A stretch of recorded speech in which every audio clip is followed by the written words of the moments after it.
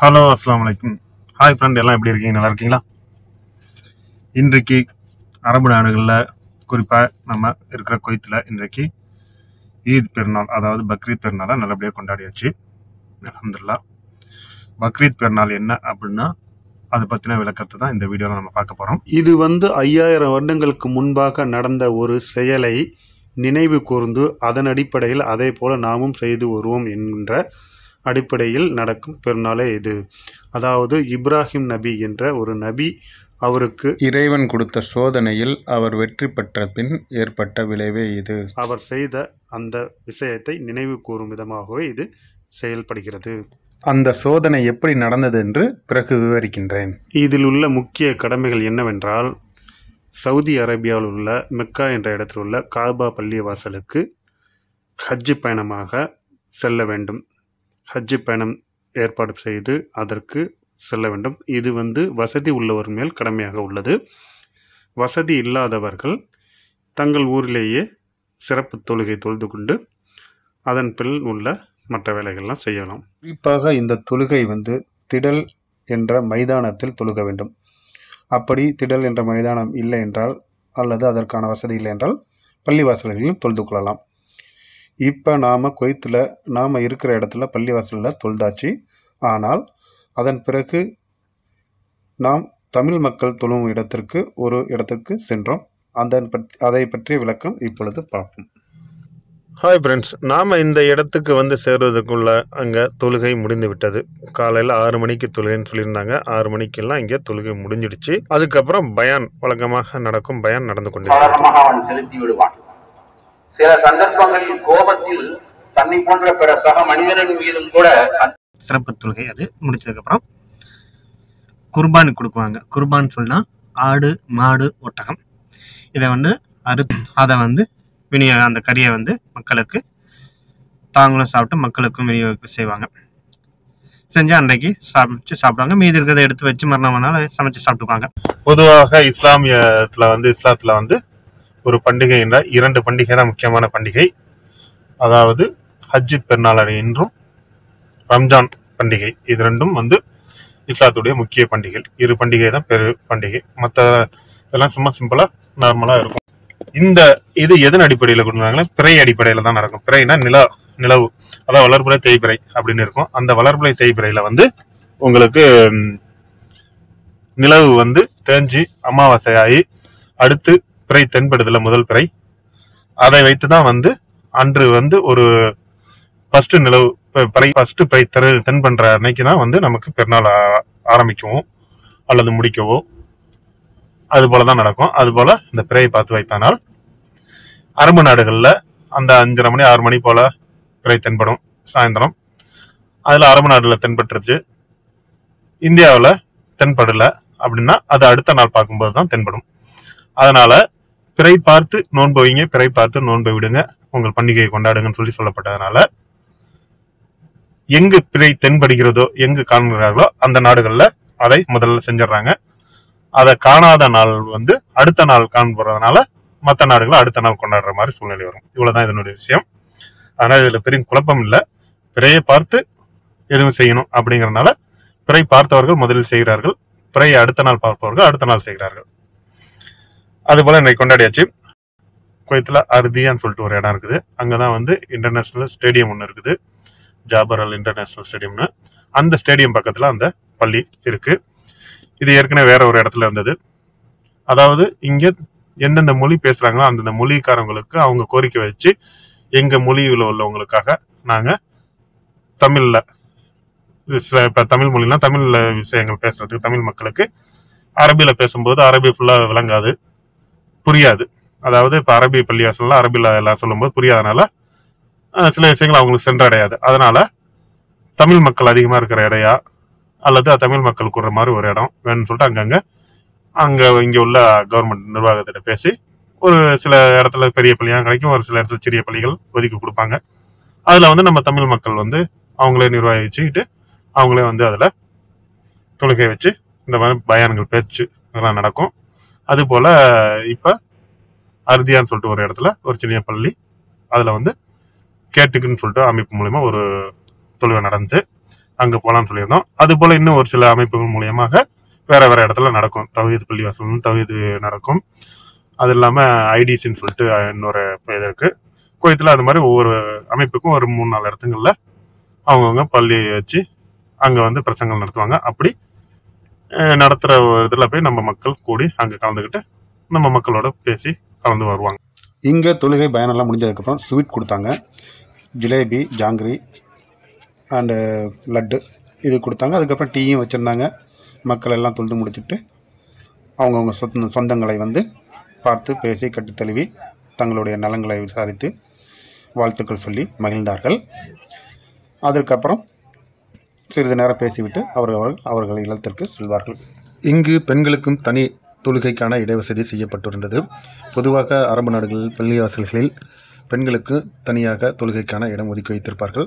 அந்த சைடு போய் உள்ளேயும் தொழுது கொள்ளலாம். அதில் இடம் பத்தாக இருக்கும்போது வெளியேயும் அவர்களுக்கு தனியாக தொழுவதற்கு இடவசதி செய்து கொடுத்திருந்தார்கள். அதன் அடிப்படையில் இங்கே குடும்பத்துடன் ஃபேமிலியுடன் இருப்பவர்கள் தங்களுடைய மனைவி மக்களையும் கூட்டு வந்து தொழுகைக்கு அனுமதித்து இங்கு தொழுகை நடத்தினார்கள். அதில் அவர்களும் கலந்து கொண்டார்கள். இப்போ அந்த இப்ராஹிம் நபி அவர்களுக்கு இந்த கட்டளையை எப்படி வந்தது என்ற வரலாறை பார்ப்போம். அந்த இப்ராஹிம் நபி வாழ்ந்துகிட்டு இருக்க காலத்துல அவங்களுக்கு நீண்ட நாளா குழந்தை இல்லாத நேரத்துல ஒரு ஆண் குழந்தை பிறக்குது. அந்த ஆண் குழந்தைக்கு பேரு இஸ்மாயில் அலைஹிஸ்ஸலாம் அப்படின்னு சொல்லிட்டு இஸ்மாயில்னு சொல்லிட்டு பேர் வைக்கிறாங்க. அவங்களோட 12வது வயசுல இந்த இப்ராஹிம் நபியை வந்து ஒரு கனவு காண்றாங்க. அதாவது அந்த இறைவன் அல்லாஹ் வந்து என்ன செய்யறாங்கன்னா, இந்த இப்ராஹிம் நபி வந்து தன்னுடைய கட்டளையில கரெக்டா செய்யறாரா இல்லையா அப்படின்னு சொல்லிட்டு சோதிச்சு பார்க்கணும் அப்படிங்கிறதுக்காக அந்த இப்ராஹிம் நபிக்கு ஒரு சோதனையாக ஒரு கனவு ஏற்படுத்துறாங்க. அந்த கனவுல வந்து தன்னுடைய ஒரே மகனான இஸ்மாயில் அலைஹிஸ்ஸலாம் அவங்களை வந்து அறுத்து இறைவனுக்காக அறுத்து பலியிடணும் அப்படின்னு சொல்லிட்டு ஒரு கனவு காண்றாங்க. இந்த கனவு கண்டவொடனே இப்ராஹிம் நபி அவங்க வந்து என்னடா இப்படி ஒரு கனவு வந்திருக்கு, ஆண்டவன் நம்மளை வந்து சோதிக்கிறதுக்கு நாடி இருக்கோம், அதனால நம்ம இதை நிறைவேற்றணும் அப்படின்னு சொல்லிட்டு இஸ்மாயில் நபி கிட்ட சொல்றாங்க. இந்த மாதிரி நான் ஒரு கனவு கண்டேன், இதுல வந்து உன்னை வந்து அறுத்து பலியிட சொல்லியிருக்காங்க, அதனால உன்னை நான் அறுத்து பலியிட போறேன் அப்படின்னு சொல்லிட்டு அந்த கனவுல கண்டதை சொல்றாங்க இஸ்மாயில் நபி கிட்ட. அவங்களும் வந்து என்ன பண்றாங்க, 12 வயசு போல இருக்கும், சரி இது இறைவனை நாட்டம்னா அதுபடி செயல்படுத்துங்க அப்படின்னு சொல்லிட்டு சொல்லிடுவாங்க. இப்படி இருக்கும்போது இந்த இதை செயல்படுத்துறதுக்கு ஒரு நாள் நேர்மிச்சு அதை வந்து ஒரு காட்டு மலைப்பகுதி சேர்ந்த ஒரு பகுதிக்கு அந்த இப்ராஹிம் நபியை இஸ்மாயில் நபியை அழைச்சிட்டு போறாங்க. அப்படி போய் அங்க போய் ஒரு இடத்துல வந்து படுக்க வைத்து அந்த இப்ராஹிம் நபியை அறுக்கிறதுக்கு முயல்வாங்க. அப்படி அறுக்கும்போது கழுத்துல கத்தி வச்சு அறுத்து பார்ப்பாரு. கத்தி அந்த இப்ராஹிம் நபியை இஸ்மாயில் நபியை அறுக்காது. ஒரு தடவை 2 தடவை 3 தடவை அறுத்து பார்க்கறாரு, சுத்தமா இருக்க மாட்டேங்குது. அப்படின்னு சொல்லிட்டு அவர் கோபம் அடைஞ்சு என்ன பண்றாரு, அந்த கத்தியை வந்து தூக்கி வீசுறாரு. என்ன நீ வந்து இப்படி அறுக்கிறதுக்கு முயற்சிக்கிற, நீ அறுக்க மாட்டேங்கிறேன்னு சொல்லிட்டு கருப்பாகி கோவப்பட்டு அந்த கத்தியை தூக்கி வீசும்போது அது ஒரு பாறையில பட்டு அந்த பாறை வந்து அப்படியே பழக்குது. பார்த்தா அந்த இடத்துல இருந்து திடீர்னு ஒரு ஆட்டுக்குட்டி சத்தம் கேட்குது. என்னன்னு சொல்லிட்டு அவர் திரும்பி பாக்குறாரு, ஆட்டுக்குட்டி நிற்கும். அப்ப அந்த நேரத்துல இப்ராஹிம் நபிக்கு இறைவன் வந்து ஒரு கட்டளை எடுக்கிறான், உங்களுடைய சோதனையில் நீங்கள் வெற்றி அடைந்துட்டீங்க, அதனால் நீங்கள் மனிதர்களை அறுத்து பலியிட வேண்டாம், அதற்கு பதிலாக உங்களுக்கு இந்த ஆட்டை நாங்கள் பலியிட சொல்லி கட்டளை எடுக்கிறோம் சொல்லிட்டு அந்த ஆட்டை பலியிட சொல்லி சொல்றாங்க. அதுக்கப்புறம் அந்த வழக்கம் தொடர்கிறது. அதுல இருந்து வந்ததுதான் ஆடு, அதுக்கப்புறம் மாடு, ஒட்டகம், இதுல வந்து அடுத்து பலியிடலாம் அப்படின்னு சொல்லிட்டு சொல்லப்படுது. இந்த நிகழ்ச்சி கிட்டத்தட்ட இப்ராஹிம் நபி வாழ்ந்தது 5000 வருடங்களுக்கு முன்னால் சொல்றாங்க. அது இன்னும் எவ்வளவு நாளும் கரெக்டா தெரியல.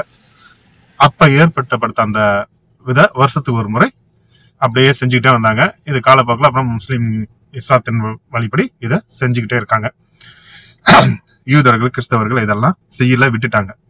ஆனால் அந்த அவங்களுடைய காலத்திலயும் இது இருந்திருக்கு. அதை அப்படியே செய்யாம விட்டுக்கிட்டு இருந்து ஏதோ ஒரு சில இடத்துல செஞ்சுக்கிட்டு வந்துருக்காங்க. இப்படிப்பட்ட நேரத்துலதான் இந்த வழக்கத்தை அப்படியே இஸ்லாத்துல முஸ்லீம்கள் இன்றளவும் கடைபிடித்து செஞ்சுக்கிட்டு இருக்காங்க. இது உலக அழியும் காலம் வரைக்கும் இது இப்படி தொடர்ந்து இருக்கும். இந்த வருடத்துக்கு ஒரு தடவை இது போல நேர்ந்து அவங்க அந்த ஆடோ அல்லது மாடு, ஒட்டகம், ஆடு என்றால் ஒருத்தர் ஒரு ஆடு அறுக்கலாம். மாடு ஒட்டகம்லாம் பெரிய சைஸா இருப்பதனால அதுல 7 பேர் பங்கு கொள்ளலாம். நான் ஒரு மாடு இருக்கிறேன் என்றால் அந்த மாட்டோட விலையில் 7 பேர் வந்து வரைக்கும் பங்கு சேரலாம். ஒருவரே எடுத்து கொடுக்கணும்னாலும் கொடுக்கலாம், அது அவங்க விருப்பம். இல்ல முடியல, விலை அதிகமாக இருக்கிறது அப்படின்னு சொன்னா 7 பேர் வரைக்கும் கூட்டு சேர்ந்து 7 பேர் பங்கு பெற்று இப்போ ஒரு ஒட்டகம் 70,000 வச்சுக்கோங்க. 70,000 ஆளுக்கு 10,000 போட்டு அந்த ஒட்டகத்தை வாங்கி அறுத்து பழிட்டு அதனுடைய பங்கை வந்து அந்த 7 பேருக்கும் பிரிச்சு எடுத்துக்கலாம். அது அதுக்கப்புறம் அவங்களுடைய சொந்தக்காரங்களுக்கும் ஏழைபாளைகளுக்கு எல்லாத்துக்கும் கொடுத்து பகிர்ந்து சாப்பிடுவாங்க. இதுதான் இந்த ஹஜ் பெருநாளுடைய முக்கிய நோக்கம். இப்போ இந்த பள்ளிவாசல் இந்த இடம் எங்கே இருக்குன்னு சொல்லிட்டு பார்ப்போம். 6ஆம் நம்பர் ரோட்ல 601 ரோடு இது. இந்த 601 ரோட்ல நம்ம இப்படி ஃப்ரீ ரைட்ல இறங்கிட்டோம்னா இப்படி இங்க வந்து இந்த சிக்னல்ல உள்ள போய் ஆர்தியா கவர்னரேட் அப்படின்னு சொல்லிட்டு 69ஆம் நம்பர்ல உள்ள போனோம்னா அந்த பள்ளிவாசல் வரும். ஜஹரா சைட்ல இருந்து வந்தோம்னா அந்த ஜாபர் ஸ்டேடியம் தாண்டி நம்ம 601ல இறங்கி இப்படி வரலாம். இப்ப இந்த 601 ரோட்ல இருந்து வந்து இப்படி நம்ம உள்ள இந்த சிக்னல்ல யூட்டன் எடுத்து போனா, இந்த சிக்னல் எப்படி எடுத்து போனா, இது வந்து ஃபிங்கர் பிரிண்ட் எடுக்கிற இடம். Ardiya Farwaniya minister of interior Farwaniya security இதுன்ட்டு. இதுதான் அந்த பள்ளி. இப்போ நம்ம தொழுத இடம் பாருங்க. பின்னாடியே வந்து ஜாபர் அந்த ஸ்டேடியம் இருக்குது. சரியா? இந்த ரவுண்டா போர்டில் யூட்டன் எடுத்து அப்படியே அந்த பள்ளிக்கு போயிடலாம். 601 வந்தோம்னா இந்த ஜாபர் ஸ்டேடியம் எங்க இருக்கு அப்படின்னு பாத்தீங்கன்னா உங்களுக்கு 6ஆம் நம்பர் ரோடு அந்த சைடு இருக்கு. இதுக்கு பேக் சைடுல இந்த சைடு இப்ப நம்ம போயிட்டு இருக்கோம். இந்த ரோட்ல இது ஒரு காலேஜ்.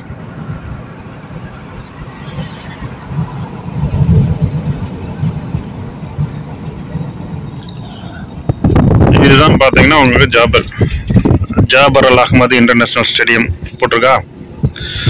இதுதான் வந்து ஃபேமஸான ஸ்டேடியம். இங்கே குவைத்தில் பெரிய ஸ்டேடியம். அப்பப்போ ஏதாவது இந்த மேட்சிங் நடக்கிறது இந்த ஸ்டேடியத்தில் தான் நடக்கும். இந்த ஸ்டேடியத்துக்கு பக்கத்தில் தான் அந்த பள்ளி இருக்குது. பள்ளி வந்து சிறிய பள்ளியாக தான் இருக்குது. ஏன்னா கொஞ்சம் மெயினான இடத்துங்களில் கேட்டோம்னா பள்ளி சின்ன பள்ளியாக தான் கிடைக்கும். ஒவ்வொரு மொழி பேசுகிறவங்களுக்கும் இது போல் ஒரு ஏரியாவில் ஒரு பள்ளி ஒதுக்கி கொடுத்துருவாங்க. அங்கே வந்து அவங்க தங்களுடைய யானையெல்லாம் வச்சுக்கணும், பேசுறதுக்கு பண்ணுவாங்க. இது பார்த்தீங்கன்னா அவ்வளோ தூரத்துக்கு 1 கிலோமீட்டருக்கு கிட்டத்தட்ட ஒரு சரௌண்டிங்காக இருக்குது. இது ஃபுல்லாக வந்து உங்களுக்கு பார்க்கிங், இந்த ஸ்டேடியத்துக்கான பார்க்கிங். 3ஆம் நம்பர் கேட்டு, நிறைய கேட்டு இருக்குது. இப்போ அப்படியே நம்ம ரவுண்ட் அடிச்சு திரும்பி இங்கே வந்துட்டோம். இந்த இடத்துல 4ஆம் நம்பர் கேட்டு. இந்த இடத்துல வந்தோம்னா இந்த ரவுண்டா போர்டுக்கு அடுத்தது அந்த பள்ளி இருக்கு. இந்த பள்ளியில தான் 10 தொழு நடக்குது. கேட்டிக்கோட பள்ளி. இப்பதான் இங்க தொழு எல்லாம் முடிஞ்சு எல்லாம் கிளம்பிட்டாங்க. இப்போ நம்ம ரூமுக்கு போகலாம். மக்கள் இன்னும் 1-2 இருந்துகிட்டு தான் இருக்கிறாங்க. சரியா? இந்த போர்டை பத்தி தான் நம்ம பார்த்தோம். இங்க இவ்வளவு பெரிய போர்டு இருக்கா. இதை தாண்டி கொஞ்சம் தூரம் போனாங்கன்னா அடுத்த ஒரு போர்டு.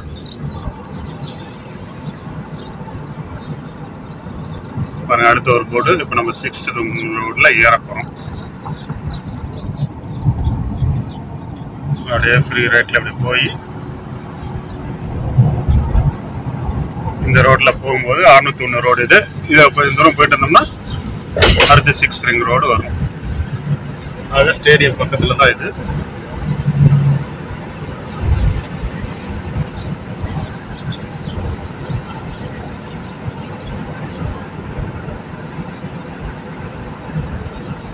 இந்த மேட்ச் நடக்கும்போது இந்த ரோடு கொஞ்சம் பிஸியாக இருக்கும். எல்லா இடமும் சுற்றி பார்க்கிங் வருவாங்க. வேறு இங்கே ஒரு பெரிய போட்டு போட்டாங்களா. 6th ரைட்டில் ஜஹரா, லெஃப்டில் மிஸ்ஸிலாம். இந்த பிரிட்ஜ் வரப்போது அந்த பிரிட்ஜில் தான் 6th ரிங் ரோடு அப்படியே ரைட்டு லெஃப்ட் போகுது. நாம கீழே பிரிட்ஜு கட்டில் போய் திரும்ப அந்த ரிங் ரோடை பிடிக்க போகிறோம்.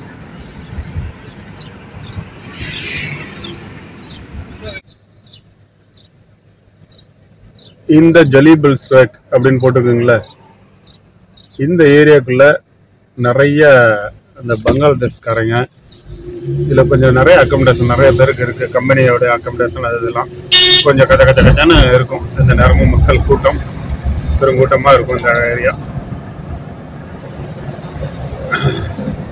வெளிநாட்டு அதிகமாக தங்கியிருக்க ஏரியா இது. இங்கேருந்து பார்க்கும்போது கச்சனுக்கும் டிராஃபிக்காக தான் இருக்குது. இந்த நேரமும் ஜலீப் ஸ்வேக் அப்படின்னு சொன்னாவே இந்த ஏரியா குவைத்தில் வரும் எல்லாத்துக்கும் தெரியும். நம்ம வேலைக்கு வந்திருக்கவங்க நிறைய பேர் இருக்க இடம். ஒரே கச்சன்னு தான் இருக்கும் இந்த இடம். வண்டி நிறுத்துறதுக்கு கூட இடம் இல்லாம தான் ஃபுல்லா இதா இருக்கும்.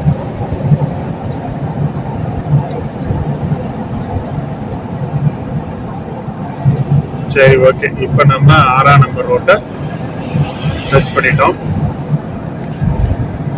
இனி இந்த விழாக்கு அப்படியே முடிச்சிடலாம்னு நினைக்கிறேன்.